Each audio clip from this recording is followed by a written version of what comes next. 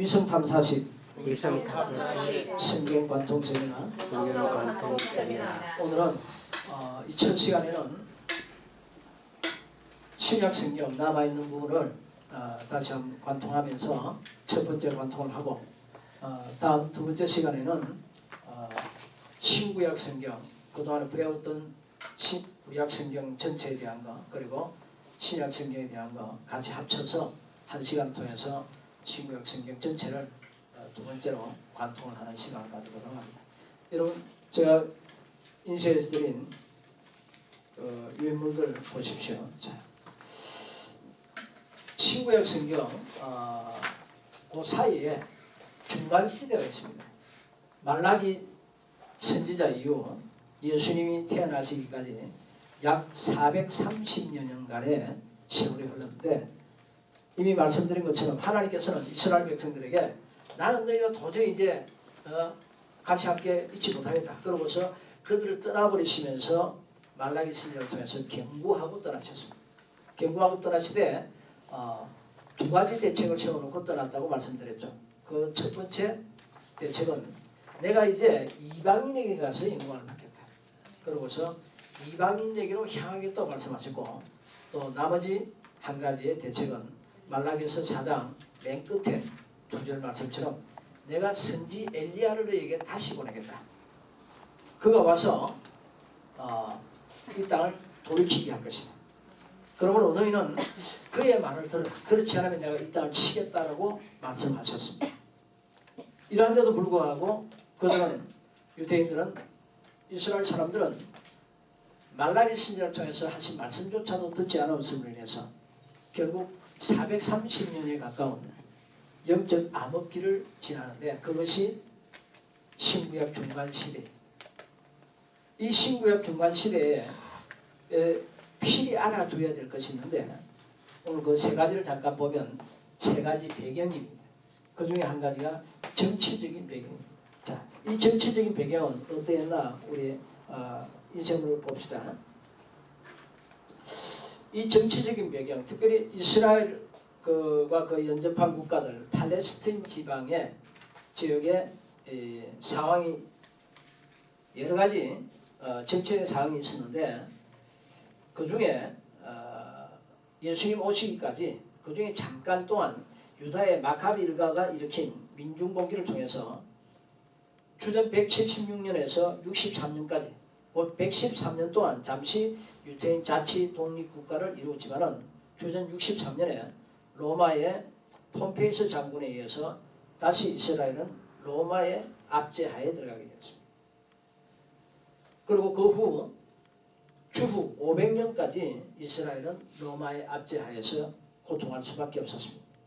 그 사이에 아기 예수께서 태어나셨습니다.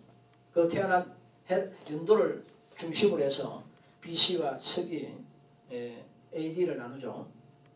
자, 이후 추후 70년에는 디도 장군에 의해서 예루살렘 성전마저도 완벽하게 파괴되고 말았습니다. 이것은 예수님께서 이미 말씀해 주셨던 대로입니다. 자, 선지자 말라기 이후에 구약성경 맨 마지막 시대, 말라기 이후에 아기 예수께서 오시기까지 어떠한 일이 있었느냐. 이스라엘을 포함한 팔레스타인 지역에 정치적 배경이 있었는데, 첫째, 이를 살펴보면 북왕국 이스라엘이 멸망할 때가 주전 722년이었습니다. 이들은 북방 아수르 제국에 의해서 멸망을 당했습니다. 남과 북으로 나뉘어졌던 이스라엘이, 북왕국 이스라엘이 멸망하는 것 보고서도 남왕국도 깨어있어야 되는데도 이들은 겨우 136년 더 깨어있다가 더 역사를 지속하다가 바빌론 제국에 의해서 이들 또한 멸망을 당했는데, 그때가 주전 586년. 자, 이로 인해서 이들은 강대국에 의해서 주변국들이 계속해서 속국에 처하고 맙니다. 주전 612년에는 아수르가 바벨론 제국에 의해서 멸망을 당했고, 이 바벨론 제국은 남아있는 하나님의 백성 유다 나라를 멸망시키고 말았습니다. 이에 그들보다 먼저 아수르 제국의 노예가 되어졌던 이들은 아수르 제국을 멸망시킨 바벨론 제국에 같이 노예로 있었습니다. 이 가운데서 이미 말씀드렸던 것처럼 에스겔 선지자를 통해서 하나님께서 솔로몬의 범죄 이후로 솔로몬의 죽음 이후로 분열되었던 두 국가를 하나로 만들어 주셨습니다. 그 방법으로 에스겔서 37장에 보니까 마른 뼈다귀 환상을 보여주면서 하나님께서 이 소망 없는 백성들을 다시 고국으로 돌려보내주겠다. 예레미야 선지자를 통해서 말씀하신 그 약속을 이루어주겠다고 말씀하시면서 너는 막대기 두 개를 취하되 한 막대기는 이스라엘에 쓰고 한 막대기는 유다로 써라. 그러고서 줄을 메고 거기다 연합이라고 써라. 이 두 막대기가 네 손에서 하나가 된 것 같이 이 나라가 다시는 두 나라로 나누지 않아요. 그러고서 한 나라가 되게 하셨습니다. 다시 한 나라가 된 가운데서 이 바벨론 제국을 또한 멸망시킨 나라가 있었는데 그것은 메대와 바사의 연합군이었습니다. 이 바사 제국의 첫 제왕인 고레스 왕이 이스라엘과 그리고 그 나라 하에 있던 모든 속국민들을 다 자기 나라로 돌아갈 수 있도록 자유를 주었습니다. 정책을 바꾼 거죠. 그렇지 않고서는 속국을 삼아 있으니까 이 나라 저 나라가 독립하겠다고 시끄럽잖아요. 서로 연합해서 또한 대항하기도 합니다. 그러다가 이 고레스가 하나님의 명령도 받았거니와 또 정책을 바꿉니다. 내 나라에 있는 120개국이 넘는 모든 속국민들은 원하는 자는 다 자기 나라로 돌아가라. 돌아가되 이스라엘은 다시 성전을 재건할 물질을 줄 테니까 그리고 우리 앞에 있던 바벨론 제국이 너희 나라를 멸망시킬 때 예루살렘 성전에서 가져온 모든 기물까지도 다 가져가라. 그러고서 각 국민들 하여금 그 나라 백성이 그 나라의 총독이 되게 했습니다. 임명제로. 그리고 각 나라는 이 바사 제국의 조공을 바치게 했습니다. 그런 가운데 이스라엘은 이제 돌아왔습니다. 고국으로 돌아왔지만은 이들 또한 얼마 안 가서 또 다른 나라에 계속해서 속국민이 되고 말았습니다. 이에 바사 제국의 속국으로 있던 이 이스라엘 백성들은 주전 538년에 그리스의 알렉산더 대왕에 의해서 바사 제국이 멸망을 당하고 또 그들의 노예가 되고 말았습니다.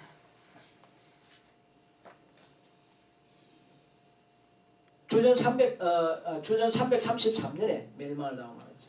그리고 10년 있다가 알렉산더 대왕이 죽으면서부터 그의 휘하에 있던 네 장군이 나라를 넷으로 나누어 가지고 지배하기 시작했습니다. 이러한 그리스는 주전 323년에 애굽의 프톨레미 왕에 의해서 또한 멸망을 당하고 말았습니다. 그래서 이스라엘도 애굽의 속국민이 되었습니다. 그러다가 주전 113년에 마카비 일가가 민중봉기를 일으켜서 이스라엘 하여금 자치 독립국가를 이루었습니다. 그는 그 할아버지 하스몬의 이름을 따라서 하스몬 왕조라고 해서 왕조를 이루었지만은 얼마 가지 못하고 다시 그들은 로마의 폼페이스 장군에 의해서 이스라엘은 또 로마의 속국민이 되고 있습니다. 그런 가운데서 아기 예수가 태어난 거예요. 정치적 상황이 이러합니다. 신약 시대가 펼쳐지기까지. 그리고 주후 500년까지 이스라엘은 로마의 압제하에 들었습니다. 우리는 여기서 중요한 것을 배워야 합니다. 하나님이 우리가 생각할 때는 하나님 우리를 사랑하신다면 그저 평안을 주고 복만 줄 것 같습니다. 온 육체도 강건하게만 하실 것 같아요. 그러나 하나님께서 우리를 사랑하시는 방법은 좀 달라요. 이사야서에 기록한 말씀처럼 내 생각은 너희 생각과 다르고 내 길은 너희 길과 달라서 마치 하늘이 땅보다 높은 것 같이 내 길과 내 생각은 너희가 다르다라고 말씀하신 것 같습니다. 이러한 하나님의 사랑은 우리의 무엇보다도 영혼이 잘 되길 바라죠. 영혼이 잘못되면 하나님은 물질을 다 빼앗아가고 환경을 엉망으로 만들어 놓고 그래도 안 되면 육체까지도 병들게 해서 죽음에까지도 이르게 하시면서까지도 그 영혼이 잘 되기를 바라지. 이러기 때문에 우리는 영혼이 잘 되도록 노력해요.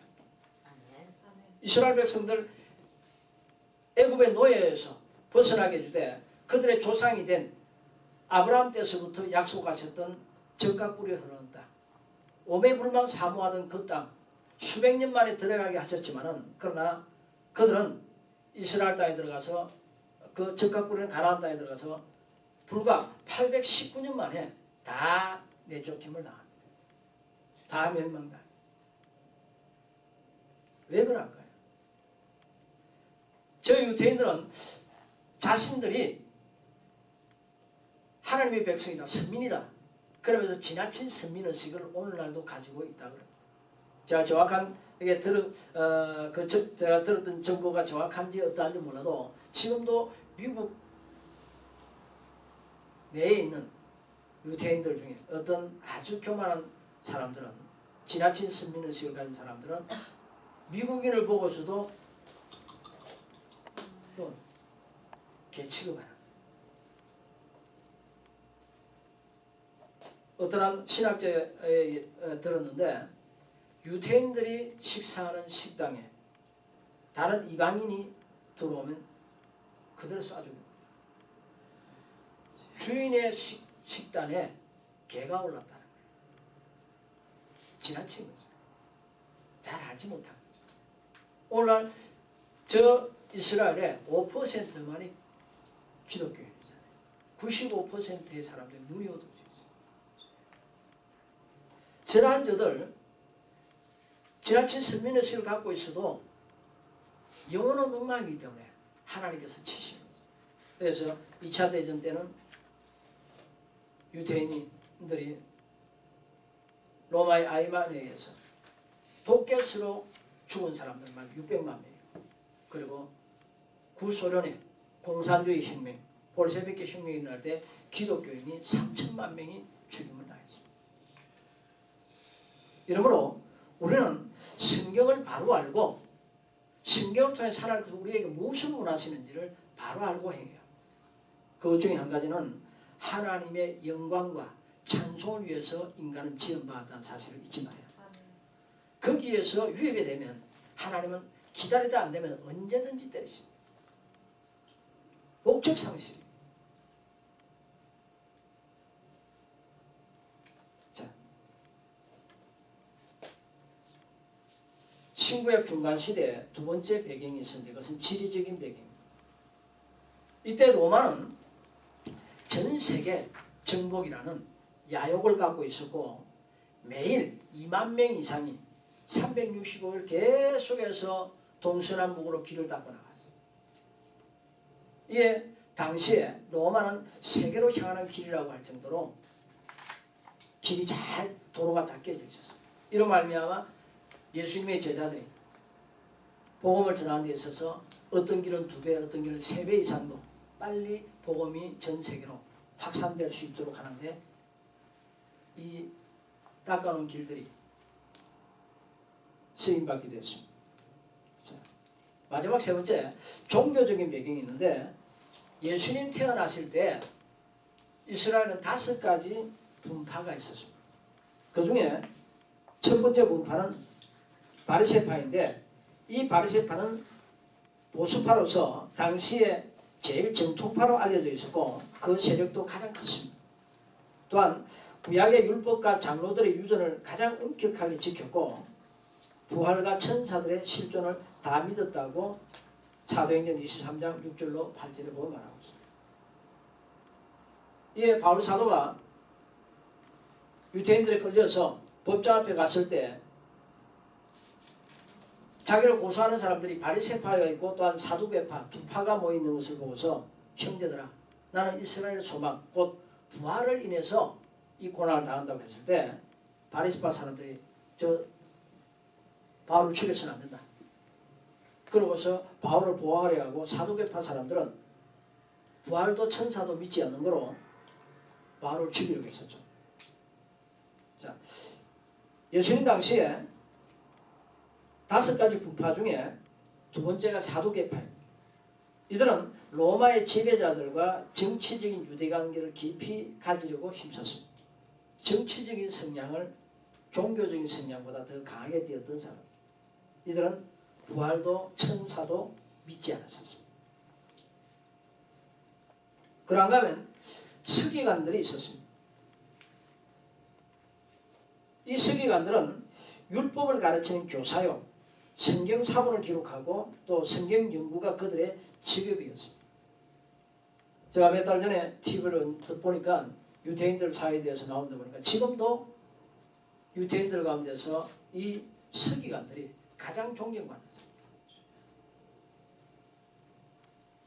이들은 사회에서 랍비라 칭함을 받기도 하고 주로 우리가 보면 그림으로 볼 때 수염 길게 기르고 있고 머리 모자 쓰고 까만 옷 입고 있는 사람. 이 사람들이 서기관들. 이들은 성경을 너무 잘 알고 있었기 때문에 예수님을 이렇게 저렇게 시험해 보았습니다. 그러나 예수님 지혜로 오셔서 한 번도 걸려들지 않았죠. 그리고 오히려 그들을 교육시켰습니다. 이 서기관들은 유대 사회에서 성경을 가장 많이 아는 자들로서 백성의 존경을 받기도 했다고 기록한 여러 성경 구절에 기록되어 있습니다. 또한 네 번째 부파가 있었는데 그들은 에센파라기도 하는데 이들은 주로 사회 북서쪽인 쿰람 지역에 숨어서 지나친 금욕주의로 살았습니다. 또한 사회와 종교적인 부패로부터 도피해서 자신의 순수한 신앙을 지키고자 해서 주로 카타콤이라든지 쿰람 지역의 산속에 바위 속에 불을 파고 그 속에서 살기도 했었습니다. 이에 1947년 쿰람 지역에서 고대 문서더미가 엄청나게 많이 발견됐는데 거의 다 잘 보관된 상태로 발견되었습니다. 이것을 사회사본이라고 신학자들이 말하기도 합니다. 이러한가 하면 5번째 분파에 속한 사람들인데 그들은 열심당원입니다. 이 열심당원들은 종교적인 성향도 가졌지만은 보다 더 강하게 띈 성향은 정치적인 성향이었습니다. 이들은 열심당 곧 애국당이라고 불릴 만큼 로마의 압제하에 대항하면서 나라를 되찾으면 국가를 모세의 때와 같이 신정시대로 돌리려 했습니다. 예, 마태복음 17장 24절 이하에 기록한 것처럼 예수님이 가장 많이 복음을 전한 곳이 우리 한번 봅시다. 마태복음 17장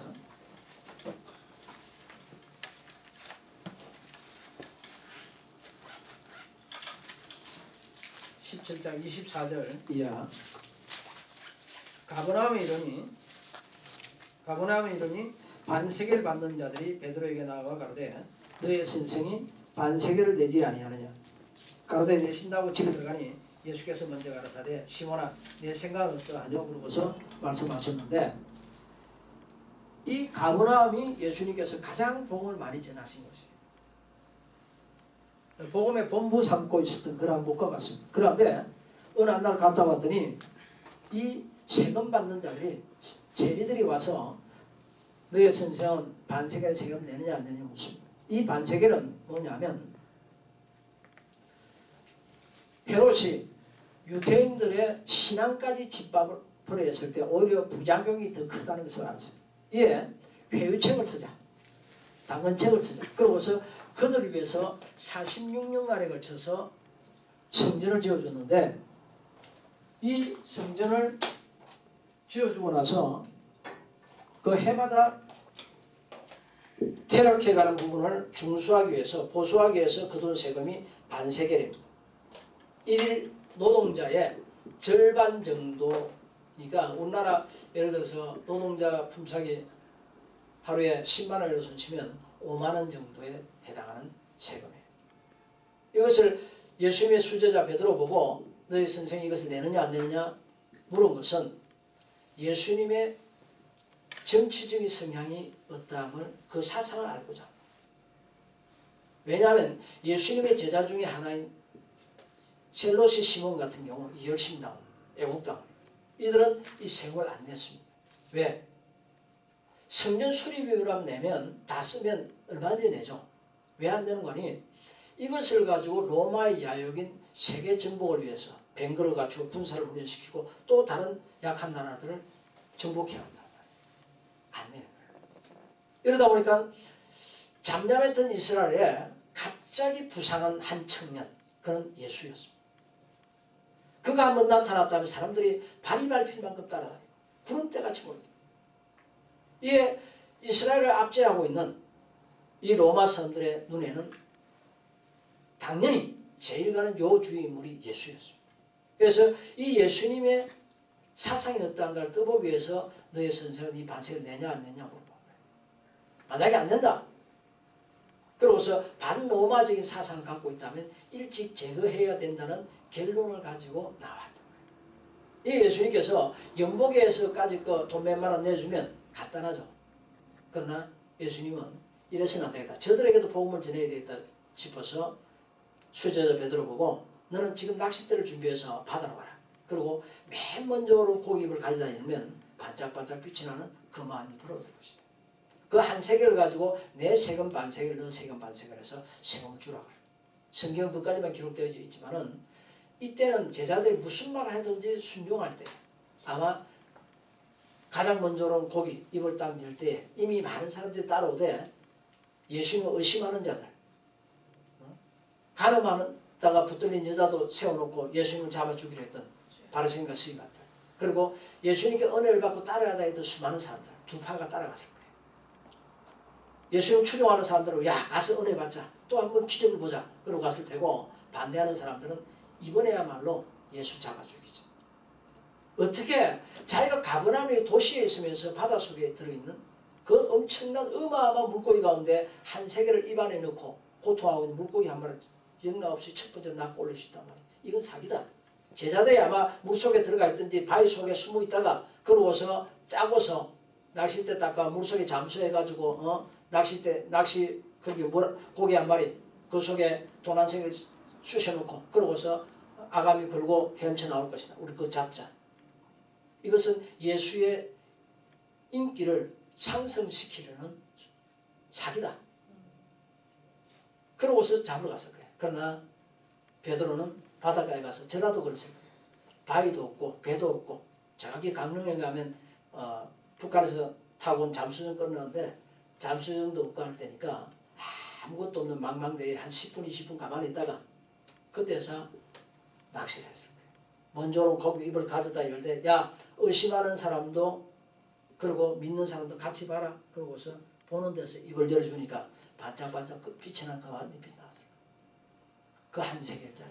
금액도 틀림없이.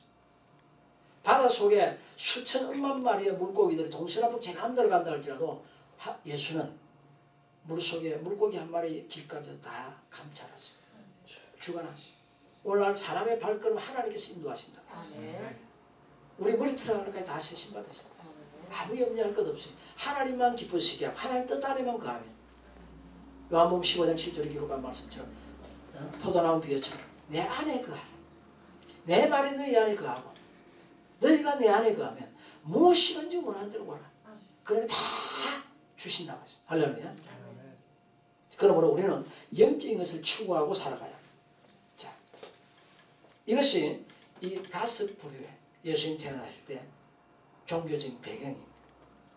자, 이 남은 시간 동안 신약 시대를 간단하게 한번 관통을 하는데 신약 시대를 쉽게 이야기하려면 성경 27권으로 되어 있는 신약 약 120년 역사를 다섯 시대로 나누면 신약 성경 간단하게 들어요. 성령께서는 일부에서 제게 너는 성경 관통 공부를 시키되 가장 쉽게, 가장 수준 높게 가르치라. 가장 수준 높게 가르치되 가장 폭넓게 가르치면서도 가장 알아듣기 쉽게 교재를 만들어 가셨어요. 쉽지는 않았지만 만들고 보니까 또 그리고 가르치고 보니까 배우신 분들이 그래요. 너무 쉽다. 그런 성경을 줄줄 깰 수가 있어요. 자, 신약 시대를 5시대로 나누는데 어떻게 나누느냐? 첫 번째 시대를 세례 요한의 시대로 잡는 게 좋습니다. 세례 요한은 정확하게 몇 년 동안 일했다는 그러한 기록은 없습니다. 그러나 그는 약 1여 년 동안 사역하다가 감옥에 있었고, 그리고 헤롯의 생일날에 그가 취했던 그 남동생 빌립의 아내, 그의 딸 헤로디아가 춤을 추면서 그를 기쁘게 하자. 내 나라의 절반이라도 주겠다. 네 손이 뭐냐 했을 때 그 어머니한테 가서 말했더니 그 어머니가 하는 소리가 세례 요한의 머리를 소반에 담아서 달라고. 결국 주죠. 그때까지 세례 요한의 시대를 잡습니다. 왜 세례 요한의 시대로 신약 성경에 한 시대를 잡는 것이 좋으냐면요. 시대 자체는 아주 짧아요. 기간은 아주 짧지만은 이가 신약 시대를 여는 데 있어서 예수님의 길을 여는 데 지대한 공로를 세웠기 때문에. 만약에 신약 성경에 세례 요한이 없이 예수님이 곧장 나타났다. 아마 엄청나게 힘들었을 거예요. 왜? 예수님은 마가복음에 보니까 목수라 그랬어요. 자기 고향 갔더니 이런 그 목수가 아니냐? 그 누이들이 있고 그 동생들 우리 친구 우리 곁에 있지 않냐? 안 믿었어. 예수께서 오시기 전에 약 600년 전에 선지자 이사야를 통해서 예언하신 말씀처럼 누가 그를 믿었느냐? 여호와의 팔에 네게 나타났느냐? 그는 사람들에게 멸시를 받아서 버림받았다. 매를 맞고 죽었다. 그렇게 예언한 것처럼 그는 멸시를 받았어. 왠관이 세상 사람들이 좋아하는 돈도 못 가졌고요. 부자도 아니고 가난한 자예요. 많은 지식도 없고 빽도 없고 권세도 없고 세상 사람들이 허무할 만한 아름다운 것이 아무것도 없어요. 이러한 무명의 예수, 나이 30세까지 목수일을 하시던 예수, 이 예수를 누가 뛰어넘느냐? 당대 제일의 의인이었던 사가랴와 엘리사벳, 대제사장, 이 부부 사이에서 천사가 나타나서 그 이름을 요한이라고 하라.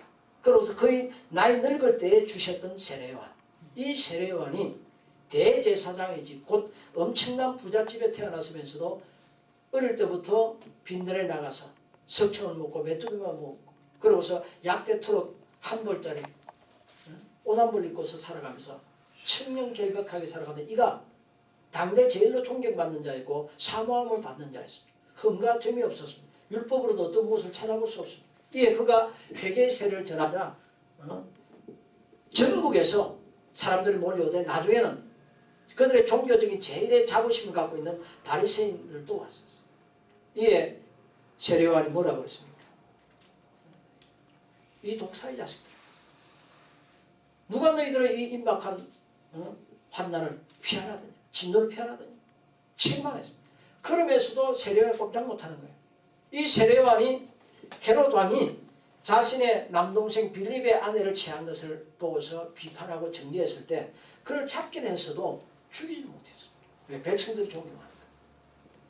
당대 제일로 존경을 받는 이 세례 요한이 예수님을 띄워놨습니다. 예수님의 길을 열어준 거예요. 그는 자신이 무엇을 위해서 지원받았다는 사실을 알았습니다. 여러분, 저와 여러분의 연단이 속히 끝이 나고요. 하나님께서 언제든지 함께해 주는 자가 되려면 어떠한 사람이 되느냐? 그저 예수를 믿고 구원받는 정도가 아니고, 그리고 모든 사람에게 적용되는 것처럼 우리가 하나님의 영광과 하나님 찬송을 위해서 지원받은 그것 말고요. 우리 각자의 지문이 다르듯이 나는 무엇을 위해서 지원받았다는 것을 알아야 돼요. 그리고 거기에 아마추어는 배가 고파요. 실력을 갖추되 프로가 돼야 돼요. 아멘. 그래야만 하나님께서 마음껏 쓰셔요. 아멘. 제가 이거는 와이셔츠를 할지라도 이거 L이 만드는 사람이 있고 소매 만드는 사람이 있다 그래요. 오늘 나는 전문가 시대. 무엇 한 가지만이라도 그게 온전하고, 특별히 우리는 내가 무엇을 위해서 지원받았다. 똑같은 주의 종이라도 내게 주신 은사가 무엇이고 하나님께서 나를 통해서 이루고자 하신 그 무엇이다. 거기에 전문가가 되고 거기에 달인이 돼야 돼. 거기 정상의 자리까지 올라가면 무서울 것이 없어. 그리고 나머지는 하나님의 영광과 찬송이 될 정도, 그리고 운수마이가 크게 방해하지 못하고 참수하지 못할 정도만 딱 갖추고 있으면요. 인격을 갖춘다든지 갖가지만 딱 갖추고 있으면 언제든지 하나님께서 그를 쓰시고, 또 그에게 주신 은사들 또한 그를 통해서 이루고자 하시는 일들을 마음껏 이루시고, 그것을 깨달아야 돼. 그런데 이 세례요한은 그것을 깨달았어요. 자신은 나는 광야에서 외치는 자의 소리로서 주의 길을 평탄케 하라고 지원받은 자다. 아멘. 이렇게 깨달은 거예요.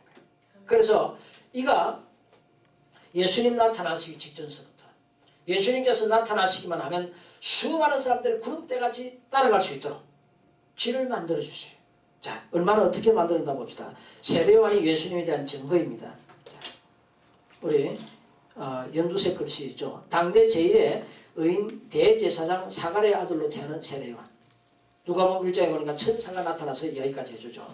그 다음에 모태로부터 성령의 충만을 입어서 나오되 엘리야의 능력과 심령으로 주 앞에 앞서가서 백성들을 예수를 위해서 예비시키기 위해서 태어났어요. 태어날 때부터 엘리야의 심령, 강하고 담대한 심령, 어려운 심령, 그것을 가지고 태어났어요. 모태로부터 성령의 충만을 받았어요. 그리고 요단강에서 자신에게로 오시는 예수님에게 세례를 주었습니다. 그리고 예수님은 하나님의 아들이라고 증거해 주었습니다. 또한 예수는 세상죄를 짊어지고 천사하실 하나님의 어린 양임을 증거했습니다. 보라, 세상죄를 짊어지고 하는 하나님의 어린 양이로도 증거해 줍니다. 그리고 요한복음 1장 32절로 34절을 보니까 나도 그를 알지 못하였으나 나를 보내어 그에게 세례를 주라 하신 그 이가 가라사대 누구에게든지 성령이 비둘기같이 임하시는 것을 보거든 그가 곧 성령으로 세례를 주는 이인 줄 알라 하셨기에 내가 곧 보고 그가 하나님의 아들이심을 증거하였노라 그랬습니다. 아멘. 자, 우리 요한복음 1장 31절부터 34절까지 누가 크게 한번 읽어주시고 우리 함지수님 크게 한번 읽어보실래요? 나도 그를 알지 못하였으나 내가 와서 물로 세례를 주는 것은 그를 이스라엘에게 나타내려 함이라 하니라. 요한이 또 증거하여 가로되 내가 봄에 성령이 비둘기같이 하늘에서 내려와서 그의 위에 머물렀더라. 나도 그를 알지 못하였으나 나를 보내어 물로 세례를 주라 하신 그이가 나에게 말씀하시되 성령이 내려서 누구 위에든지 머무는 것을 보려거든 그가 곧 성령으로 세례를 주는 이인 줄 알라 하셨기에 내가 보고 그가 하나님의 아들이심을 증거하였노라 하니라. 아멘. 29절 읽어보세요. 이튿날 요한이 예수께서 자기에게 나오심을 보고 가로되 보라 세상 죄를 지고 가는 하나님의 어린 양이로다. 아멘. 자, 보라 세상 죄를 짊어지고 하나님의 어린 양 그리스도라. 그리고 그가 하나님의 아들이라고 하니까 사람들이 눈이 번쩍 뜨죠. 로마의 압제에서 고통을 하죠. 민족적인 소망은 없죠. 그런데 당대 제일로 존경을 받는 그가 예수님이 되죠. 자, 그뿐만 아니라 마태복음 3장 11절 마태복음 3장 11절 예수님에 대해서 증거해 줍니다. 3장 11절 나는 너희에게 회개케 하기 위하여 물로 세례를 주거니와 내 뒤에 오시는 이는 나보다 능력이 많으시니 나는 그의 신을 듣기도 감당하지 못하겠노라. 그는 성령과 불로 너희에게 세례를 주실 것이요 손에 키를 들고 자기 타작마당을 정하게 하사 알곡은 모아 곳간에 들이고 쭉정이는 꺼지지 않는 불에 태우시리라. 아멘. 나는 회개케 물로 세례를 주지만은 내 뒤에 오시는 성령과 불로 세례 차원이 달라요. 할렐루야. 아멘. 참 군대 가면 훈련 받을 때 힘들 때요 그냥 세례 받은 사람 나오라고 하면 우두두 가가지고 막 100명 200명씩 받는데 그 가짜로 받는 사람도 많이 있어요. 목사가 쏟고서 세례 주는 사람도 많이 있어요. 그런데 성령 세례는 예수님의 눈에 들어야 돼요. 아멘. 아멘. 모든 사람이 부자든 가난한 자든 어떠한 사람이든지 간에 하나님께서 원하시는 정도의 제사함을 받아야 되고 하나님 원하시는 정도의 사모하고 기도 간구해야 돼. 아멘. 아멘. 그래야 이 성령 세례 불세례 결과는 성령 세례 결과는 그 가장 확실한 결과는 뭐냐? 방언 은사. 성령 충만 받은 사람들이 다 방언이 다 나타났어요.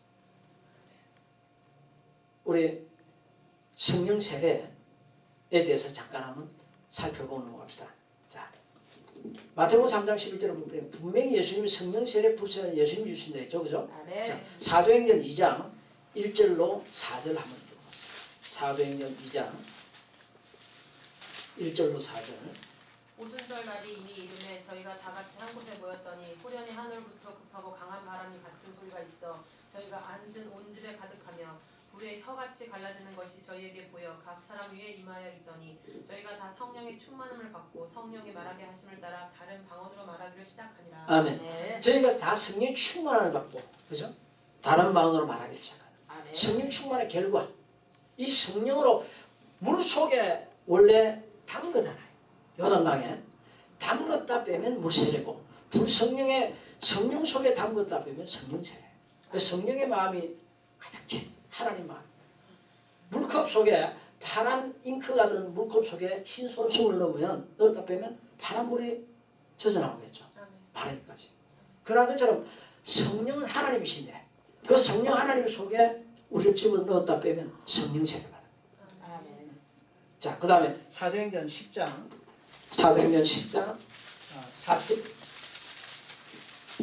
44절서부터 47절까지. 베드로가 이 말할 때에 성령의 말씀을 듣는 모든 사람에게 내려오시니 베드로와 함께 온 할례 받은 신자들이 이방인들에게도 성령을 부어주심을 인하여 놀라니 이는 방언을 말하며 하나님의 높임을 들었음이라. 이에 베드로가 가로되 이 사람들이 우리와 같이 성령을 받았으니 누가 능히 물로 세례 줌을 금하리요 하고. 아멘. 자, 하나님 편에서는 성령을 부어주신 거고 우리가 성령을 받았단 말이에요. 성령을 받은 표적이 뭐냐? 46절에 이는 방언을 말하면 하나님 높임을 들어요. 이것이 신학적인 문제가 돼가지고 야 이방인들에도 그럼 구원을 주냐? 구원의 길이 열렸냐 해가지고 예루살렘 제1차 총회가 열렸어요. 그때 베드로가 그 1차 총회 가운데서 말하기를 이렇게 말합니다. 11장 15절 이하 사도행전 11장 15절에 보니까 이렇게 내가 말을 시작할 때 성령이 저희에게 임하시기를 따라합시다. 처음 우리에게 하신 것과 같이 하신지라. 하신 것과 같이 할렐루야. 오순절 마가다락방에 임했던 성령이 우리에게 임했던 그대로 임하시더라. 아멘. 그래서 16절에 보니까 내가 주의 말씀에 요한은 물로 세례를 주었으나 너희는 성령으로 세례를 받으리라 하신 것이 생각나노라. 그런즉 우리 하나님이 우리가 주 예수 그리스도를 믿을 때 주신 것과 같은 선물을 저희에게도 주셨으니 내가 누구한테 하나님을 능히 맡겠느냐 하더라. 아멘. 저희가 이 말을 듣고 잠잠하여 하나님께 영광을 돌려 그러되 그러면 하나님께서 이방인에게도 생명 얻는 회개를 주셨도다. 아멘. 그 다음 사도행전 19장 봅시다. 19장 1절 2절을 보니까 아볼로가 고린도에 있을 때 바울이 윗지방으로 다녀 에베소에 와서 어떤 제자들을 만나 가로되 너희가 믿을 때에 성령을 받았느냐? 가로되 아니라 우리는 성령이 있음도 듣지 못해요. 지금 우리 한국 교회가 너무 싸늘하게 식어졌다 보니까요. 교회 다닌다 해도 방언 못하고 성령 세례 못 받은 사람 수두룩해요. 여기 모인 분들은 100% 다 방언하는 사람. 할렐루야. 아멘. 성령 세례 다 받아야 돼요. 아멘. 그 받음의 결과는 방언으로 한다. 가장 확실해. 아멘. 성령을 받게 되면 그 속에 하나님의 나라가 임하게 돼요. 아멘. 왜? 성령이 그 속에 임했기 때문에. 예, 로마서 14장 17절 한번 읽어보시기 바랍니다. 로마서 14장 17절. 하나님의 나라는 먹는 것과 마시는 것이 아니요 오직 성령 안에 의와 평강과 희락이라. 아멘. 아멘. 하나님의 나라 세 가지죠. 하나님은 우리 마음 가운데 임하는 심령천국, 그리고 교회가 정말 하나님의 말씀대로 잘 살아오면 교회천국, 그리고 우리가 장차 죽게 되면 들어갈 저 영원한 천상천국. 할렐루야. 아멘. 그런데 우리 속에 임하시는 성령의 나라, 하나님의 나라가 임하는데 오직 성령 안에서는 의와 성령 받으면 의롭게 살고자 하는 마음이 자꾸 일어나요. 아멘. 그리고 평강, 세상이 주지 못하는 그런 평강이 아멘. 자꾸 솟아나고요. 그리고 기쁠 자 즐거울 자, 기쁨과 즐거움이 가득해진다. 할렐루야. 아멘. 이렇듯 세례와는 예수님에 대해서 확실하게 증거해 줄 그런 성령과 불로 세례를 주십니다. 불세례는 뭐냐? 불은 여러분 에너지입니다. 자동차도 불로 가고요. 항공모함도 불로 가고요. 비행기도 불로 가요. 이 불세례에 대해서 사람들이 잘못 알거나 또는 알지 못해서 다르게 표현하기도 하는데 그 성령의 임재 또는 재충만 또는 성령의 기름 부으심을 표현하는데 일부 다 맞아요. 성령의 기름 부음, 꺼져가는 불 속에 장작불이 다 꺼져가는데 기름 한 바가지 훅 부어봐요. 훅 일어나죠. 그죠? 아멘. 이것처럼 우리가 내가 성령이 좀 소멸되었다. 좀 불이 꺼져간다 싶으면 다시 성령 재충만 받아야 돼. 아멘. 아멘. 이렇게 이러한 사람은 살아있는 사람. 영적으로 살아있는 사람. 어떠한 문제를 만나더라도 하나님도 원하시는 그릇만 되어지고 그러고서 웬만큼만 기도하면 문제는 항상 해결되게 되어 있어요. 그런데 이 성령의 불관리, 성령 충만함에 대해서 사람들이 인식을 잘 못해요. 이제는 시간에서 말씀 못 드리지만은 제가 썼던 성막설교 제10이라는 그 중에 한 가지가 내 제단 숯불을 끄트지 말라. 아멘. 아멘. 아론의 첫 아들과 둘째 아들 나답과 아비후가 하나님께서 명하시지 않은 다른 불을 장로에 담아다가 가서 분야하다 성막에서 불이 나와서 불을 타 죽습니다. 교회 안에는 하나님께서 붙이신 불, 곧 이스라엘 백성들이 성막을 하나님께서 보이신 시간대로 다 만들고서 제일 첫 제사 드릴 때 하늘에서 불이 내려와서 그 번제물을 태우고 그러고서 번제단에 있는 나무에 불을 붙였어요. 그 불은 평생도록 끄지 말라는 거예요. 이 불을 가지고 조속으로 향로에 향을 담고 거기에 불을 담아서 향을 피우라. 기도의 향을 피우라는 거예요. 기도하더라도 성령으로 기도할 수 있도록 노력하고 아멘. 기도하더라도 하나님 부주신 거룩한 불을 가지고 기도해야 돼요. 아멘. 하나님 부주신 순수한 그리스도의 십자가의 사랑의 불을 가지고 기도하고 말씀의 불을 가지고 기도하고 성령의 불로 기도하고 할렐루야. 아멘. 이 불을 꺼뜨리면 번제는 못 드려요. 제사 아무것도 못 드려요. 번제도 화목제도 아무것도 못 드려요. 그런데 오늘날 제사장, 영적 제사장이든 목사님들마저도 성령 충만에 대해서 얼마나 소홀한지 몰라요. 성령으로 충만하지 못하면 그는 이미 성령의 불이 꺼졌든지 다 꺼져가는 사람이에요. 이 불 꺼지면 아무것도 못해요. 불과 한 달 전까지만 해도 성령의 분이 충만했더라도 이 사람이 지금 영적 침체에 있어봐요. 1시간 기도하기가 얼마나 힘들어요. 그러나 성령의 불이 계속 타오르고 있는 사람은 남 놓고 기억자도 모른다 할지라도 밤새껏 철학기도 할 수 있어요. 아멘. 하나님의 능력에 쓰임받을 수 있어요. 아멘. 절대 이 불은 꺼뜨리면 안 돼요. 따라합시다. 성령 충만합시다. 성령 충만합시다. 성령 충만해.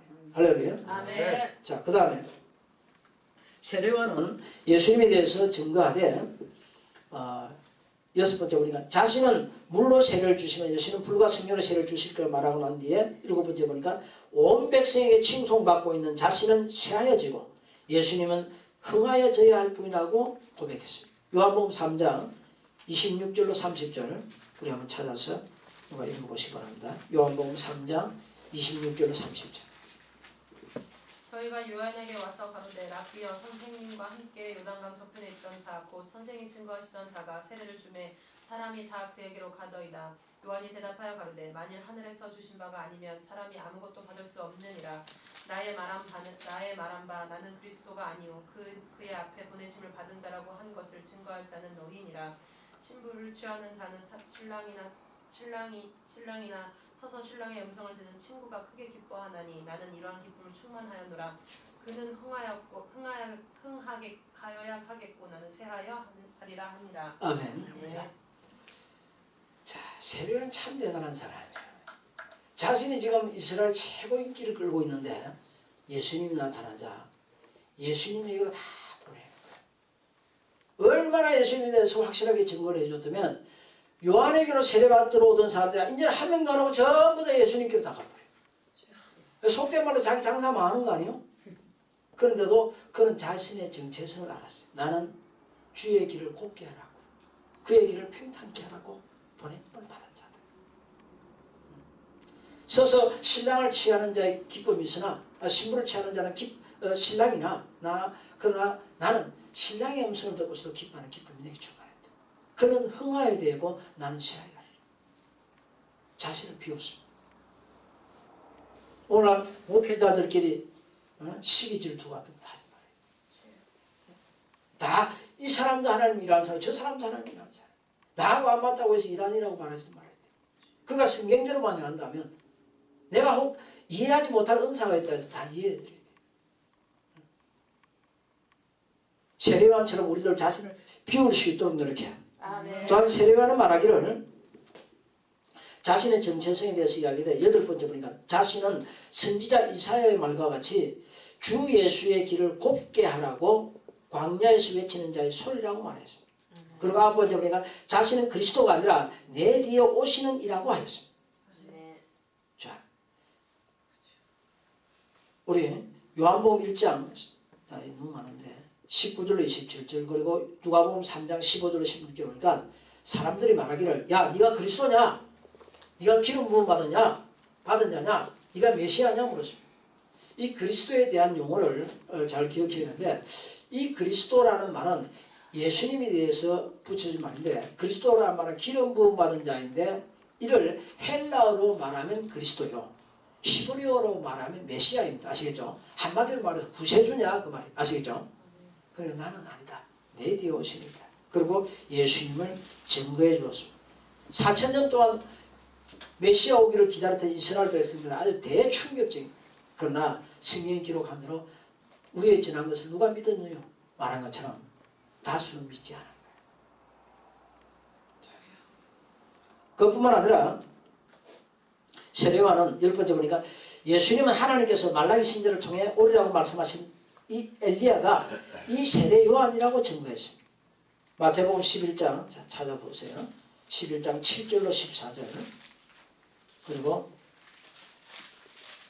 마태복음 17장 10절로 13절 읽어보세요. 마태복음 11장 7절로 14절 저희가 떠남에 예수께서 우리에게 요한에 대한 말씀하시되 너희가 무엇을 보려고 광야에 나갔더냐 바람에 흔들리는 갈대냐 그러면 너희가 무엇을 보려고 나갔더냐 부드러운 옷 입는 사람이냐 부드러운 옷을 입은 자들이 왕궁에 있느니라 그러면 너희가 어찌하여 나갔더냐 선지자를 보려더냐 옳다 내가 너희에게 이르노니 선지자보다 나은 자니라 기록된 바 보라 내가 내 사자를 내 앞에 보내노니 저가 내 길 앞에 내 앞을 예비하리라 하신 것이 이 사람에 대한 말씀이니라 내가 진실로 너희에게 말하노니 여자가 낳은 자 중에 세례 요한보다 큰 이가 일어남이 없도다 그러나 천국에서는 극히 작은 자라도 저보다 크니라 세례 요한의 때부터 지금까지 천국은 침노를 당하나니 침노하는 자는 빼앗느니라 모든 선지자와 및 율법에 예언한 것이 요한까지니 만일 너희가 즐겨 받았을진데 오리라 한 엘리야가 곧 이 사람이니라. 아멘. 네. 자, 오리라 한 엘리야가 이 세례요한이다. 그 다음에 마태복음 17장 10절로 13절 한번 읽어보세요. 제자들이 묻자와 가로되 그러면 어찌하여 서기관들이 엘리야가 먼저 와야 하리라 하나이까 예수께서 대답하여 가라사대 엘리야가 과연 먼저 와서 모든 일을 회복하리라 내가 너희에게 말하노니 엘리야가 이미 왔을 때 사람들이 알지 못하고 임의로 대우하였도다 인자도 이와 같이 그에게 고난을 받으리라 하시니 그제야 제자들이 예수의 말씀하신 것이 세례 요한인 줄 깨달았느니라. 아멘. 세례 요한이죠. 엘리야. 그래서 구약 성경 맨 끝에 가서 하나님께서 이스라엘 백성 떠나실 때 이 엘리야가 하는 소리를 들은 거예요. 이 엘리야가 누구를 이야기했느냐? 예수를 증거했다. 아멘. 그래서 그 예수를 믿으라는 거예요. 아멘. 자, 두 번째, 이 세례 요한의 시대가 지나고 예수님 시대가 말씀드렸던 것처럼 세례 요한의 사역은 약 1년 정도밖에 안 돼요. 6개월여 뒤에 태어나신 예수, 이 예수께서 세례 요한이 무대를 다 만들어준 그 무대 위에서 역사하는데 이 예수님은 구약 4,000년 역사를 통해서 여러 선지자들과 수많은 언약대로 이 땅에 구세주로 오셨습니다. 인류 역사 가운데서 어떤 사람이 태어날 것이다. 어떤 왕이 태어날 것이다. 어떤 지략가가 태어날 것이다. 부분적인 그런 예언 한두 마디는 있었어도 예수님처럼 수십 마디 아니 수백 마디 수천 마디에 걸쳐서 예수님에 대해서 예언해 놓고 철저하게 예언한 그대로 이 땅에 오셨고 이 땅에 오셨어도 자신에게 예언된 그대로 살다가 죽으시고 부활하신 분은 예수님 한 분밖에 없어요. 아멘. 자, 이에 대해서 제가 성경을 한번 쭉 찾아드리도록 하겠습니다. 자, 구약 4,000년 열카 동안 이스라엘 백성들이 그토록 기다리고 기다렸던 예수님이 드디어 오셨습니다. 그는 세상 죄를 지고 가실 하나님의 어린 양이시라고 첫 번째 기록되죠. 두 번째, 그는 하나님의 아들이시라고 세례요한이 내가 보고 그가 하나님의 아들이심을 증언하였노라 했고, 그 다음에 그는 성령과 불로 세례를 주실 분이라 했고, 그는 또한 네 번째 모세가 율법에 기록하였고 많은 선지자들이 때가 이르면 오리라고 성경에 기록한 그분이시다라고 빌립이 자신의 친구 나다나엘에 가서 전도할 때 이 말씀을 사용했습니다.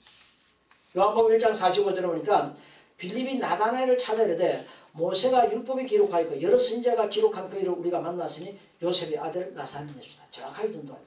그리고 예수님께서 십자가에 달려 죽으시고 완전히 사망하시고 부활하지 못하신 줄 알고 제자들이 낙심한 제자들이 엠마오로 내려갈 때 그 두 제자에게 예수님이 나타난 사실 말씀이 누가복음 24장 25절 27절에 기록되어 있는데 이렇게 되어 있습니다. 이르시되 미련하고 선지자들이 말한 모든 것을 마음에 더디 믿는 자들이요 그리스도가 이런 고난을 받고 자기의 영광에 들어가야 할 것이 아니냐 하시고 이에 모세와 모든 선지자의 글로부터 시작하여 모든 성경에 쓴 바 자기에 관한 것을 자세히 설명하십니다. 또 다섯 번째, 예수라는 이름, 그 이름 자체가 자기 백성을 죄에서 구원할 자, 곧 구세주라는 뜻입니다. 마태복음 1장 21절에 보니까 천사가 말하기를 아들을 낳으리니 이름을 예수라 하라. 이는 그가 자기 백성을 그들의 죄에서 구원할 자이시라고 했습니다. 구약 39권의 모든 핵심은 장차 인류를 죄악에서 구원하러 오실 예수 그리스도에 대해 그 초점이 맞추어져 있습니다.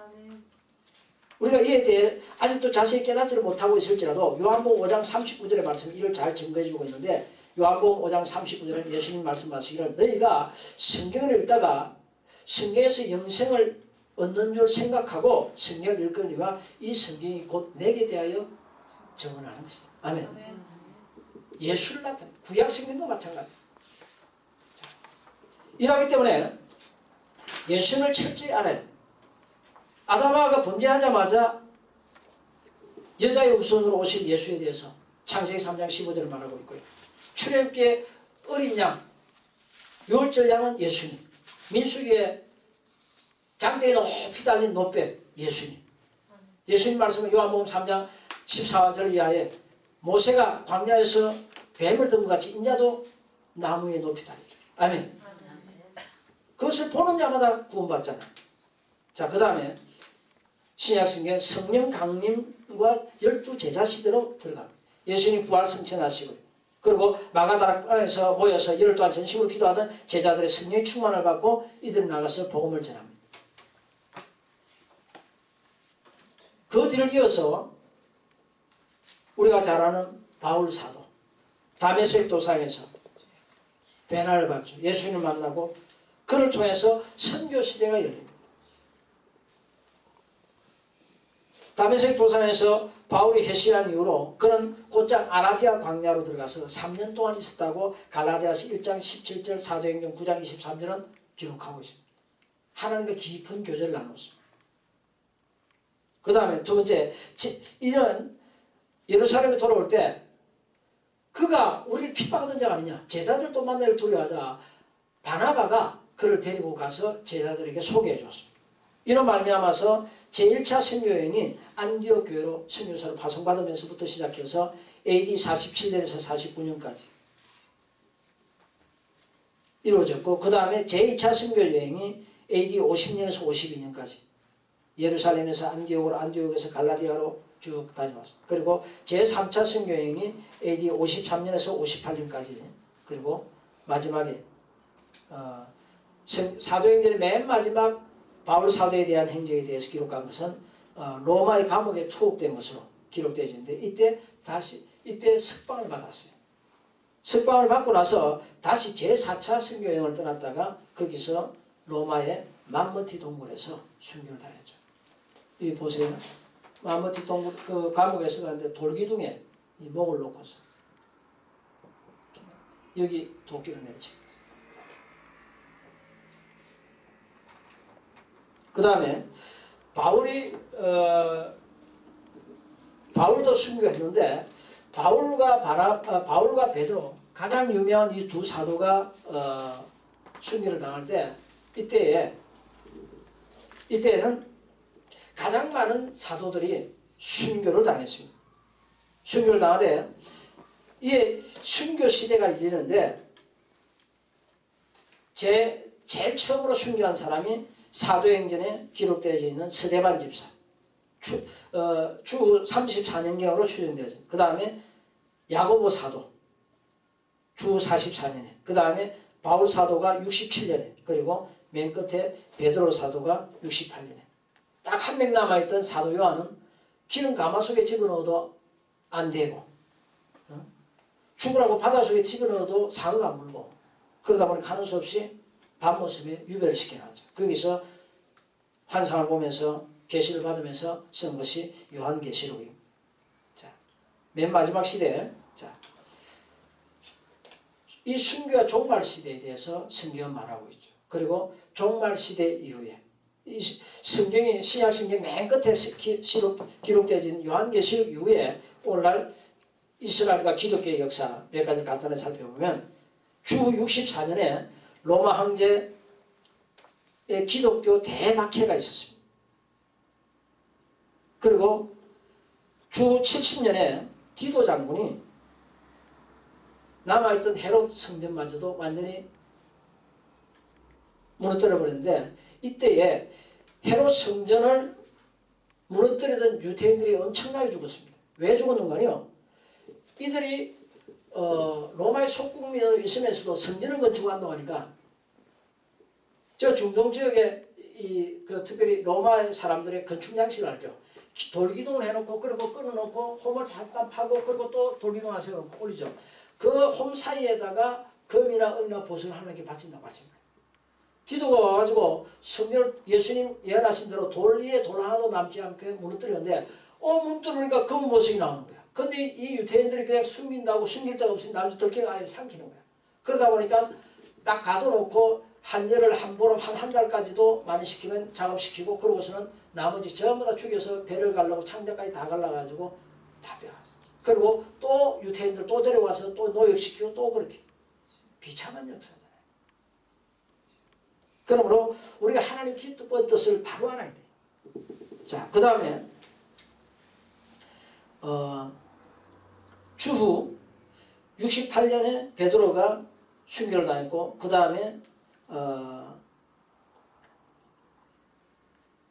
주후 313년 로마의 콘스탄틴 대제가 로마를 기독교 국교화를 했죠. 그 다음에 주후 590년에 첫 교황 그레고리 1세가 즉위를 했어요. 오늘날 저 천주교의 모형을 이루었습니다. 그 다음에